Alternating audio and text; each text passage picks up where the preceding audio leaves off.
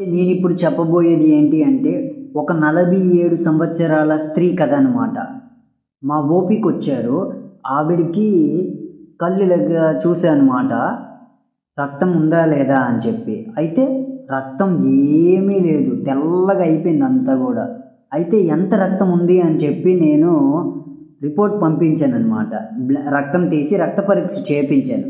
అయితే చూశాను, మీరు నమ్ముతారో నమ్మరో, ఆవిడకి హిమోగ్లోబిన్ అనేది 6.5 ఉంది.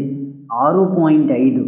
సో హిమోగ్లోబిన్ ఇలా తక్కువగా ఉంటే మనకి ఇబ్బందులు ఏమైనా ఉన్నాయా సార్ అని అడిగింది ఆవిడ.